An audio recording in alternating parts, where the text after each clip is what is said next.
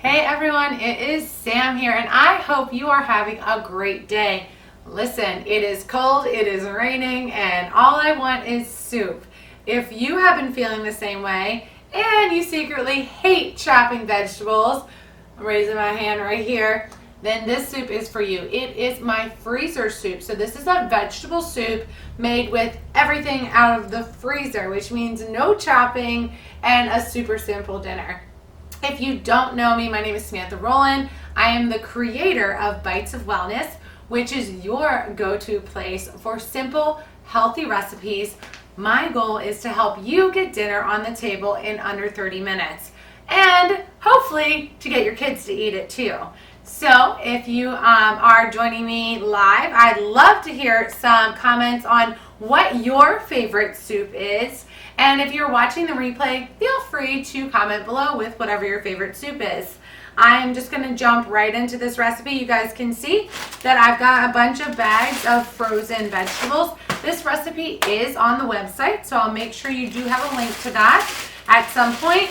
I have a caveat to this, which is if you don't like one of these vegetables or if something seems like it's missing from your favorite vegetable soup, this is a super flexible recipe. So as long as the veggies are bite size, you could just throw them in the pot. You're gonna see with these root veggies, I'm actually gonna cut them down a little bit because they do tend to be a little bit bigger than the bite size. So we're just gonna start super simple and easy. I'm gonna start with, these are just frozen sliced bell peppers. So pan is hot, it's the way I like it.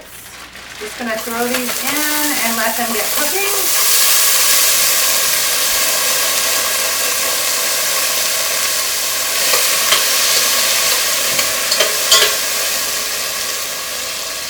So like I said, this recipe is super flexible. The original recipe, I put the whole bag in. I didn't have a whole bag tonight, and that's why we're just kind of going with the flow. So peppers are gonna start defrosting.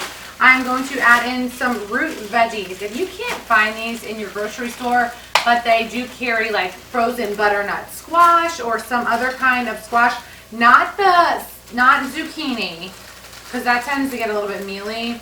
But otherwise, you can just add more carrots, and that would be fine. If they have frozen sweet potatoes, something like that, that would be a great option. So I'm going to show you guys kind of how I go through.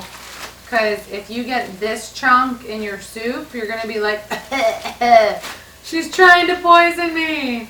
And I'm not. So all I do is I just quickly look through, grab the big pieces. So there's some sweet potatoes in here, some looks like either parsnips. Everything that's bite size is going right in. Looks like sweet potatoes, parsnips, probably some yellow and red beets.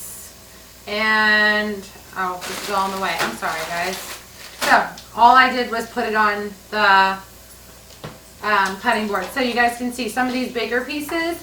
I'm just going to, this is sat out for maybe 2 minutes.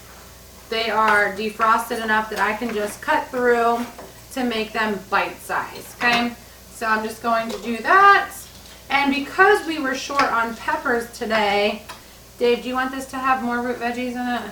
It's fine. It's fine. I'm going to add some extra root vegetables in here. So you guys can see this is the only chopping that I'm going to do today, and that's simply because I don't feel like having anybody choke. But this is an optional step. You don't have to do it. So, and you don't have to use the root veggies. So there we go. All right, so pretend like all these are cut. I've got cut green beans. So if you grab the haricot verts, or however you say it, the French green beans, they're really long, but you guys can see these are bite size already. So when you go to the grocery store, you want to get the cut green beans. You guys can see it's very clear on the bag. That way you don't have to do any cutting. I'm going to add about a half of a bag. Super simple and easy. The rest can go right back in the freezer. And then I took a shortcut and got peas and carrots. If you just want peas, just grab peas. That's fine. If you're going to grab cauliflower or broccoli or anything like that, I will go ahead and tell you that They are typically a little bit bigger than bite size when they're frozen, unless you can get like chopped broccoli. That's normally already chopped up into bite size. Again, half of a bag, guys. So we're just going to make sure that all of this gets exposed to the heat. And I am going to, I didn't bring my lid. I put the lid on for like 2 minutes just to kind of let everything start getting defrosted. But since you guys are live and you don't want to watch a pot cook, we're just going to move right into the next step.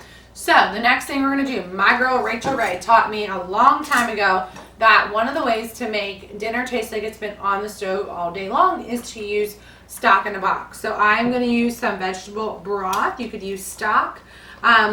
Try to make sure you check on the sodium content. So this one is not, it's low sodium, but it's not no sodium, but that's fine. 4 cups in a box, so I'm going to use half of it, okay? So eyeball, eyeball, eyeball. Done. Okay, this has to go in the fridge when you are done. Don't leave it out. It will go bad and spoil. And then you can't make your second level of stock. And then I've got some, so when you buy these, they have to be crushed tomatoes. Otherwise, you won't get the right texture. I already opened the can. Goes right in. That is a huge 28-ounce can. I believe it's 28 ounces. Yes, 28-ounce can of crushed veggie or of crushed tomatoes. If you wanted to do like fire roasted tomatoes, as long as they were crushed, that would be fine. Or if you like the Italian ones, whatever you love, just make sure they're crushed. If you accidentally buy something that's not crushed and you have an immersion blender, you can also make your own crushed tomatoes. I'm gonna do a bay leaf because that makes things taste like it's been cooking longer. Delish. And then if you've read my blog for very long, you know that if I add tomato and it's from a can, I'm also going to add some balsamic vinegar. If you don't love balsamic, you could also add like apple cider vinegar. But the vinegar helps cut through that canned tomato taste. And this, along with the stock, will make it taste like it's been cooking a lot longer. So anytime I make a sauce, if it's from a can, it's getting balsamic vinegar. So just a tablespoon of that. I always try to teach you guys something, and the one thing I want you to know is that a lot of times they add caramel coloring and extra flavoring to this. Grab a balsamic vinegar that does not have extra caramel color. It's not needed. It doesn't help the taste any. And then we're going to do a tablespoon of Italian seasoning and a tablespoon of basil. If you have your favorite seasonings, you can always use them. Again, I'm not super particular with this. I just want it to taste like really good soup. So don't use 99-cent spices and expect to get good soup, I guess. Should be my caveat there. So I have tablespoon of each of those, and then we're just going to add the salt and the garlic powder, and then it gets a lid and you're done in 20 minutes. So teaspoon of salt, so I get to choose the salt versus it being something from the manufacturer, and I always use sea salt. If you tend to be on a low sodium diet, you may not want to add all this salt, but the only salt I get in my life is from my cooking because we don't eat out at all and I don't buy a lot of processed food, so I'm okay with that little bit of salt in this big jar. And then I've got a teaspoon of garlic powder as well, so that's going in. Big spoon. Everything gets stirred up. You're going to just stir everything and let this simmer on the stove over about medium-high heat. Once it starts boiling up, you can turn the heat down, but this really only needs about 20 minutes once you put the lid on. And if you want to let it go longer, you can, but this will be ready and it will taste like it's been cooking all day long in about 20 minutes. Everything just needs some time to defrost and for some of the veggies to absorb all those flavors that we added. So I hope that you make this recipe. If you have a favorite soup, anybody comment on their favorite soup yet? Anybody have a favorite soup besides my mushroom soup? If you haven't tried that, you need to go bitesofwellness.com, mushroom soup, and you need to make that soup too because it is amazing. Listen guys, we are sharing so many healthy tips with you. in our Bites of Wellness community. It's completely free. I want to make sure that I am giving you all the tools that I possibly can to help you live your best life. It is a Facebook community where you can interact with others, interact with me. I'll make sure that there is a link to that Facebook community. I'd love to see you there. We're going to be rocking and rolling in there and sharing just like this. So I hope you guys have a great day. If you have any questions, please feel free to leave them in the comments below. Any questions so far? What's the difference between broth and stock? I don't have a clue. I use them interchangeably. I believe stock is made with the veggies and it sits longer, and the broth is just quicker. I don't know. I don't have a clue. I use them interchangeably.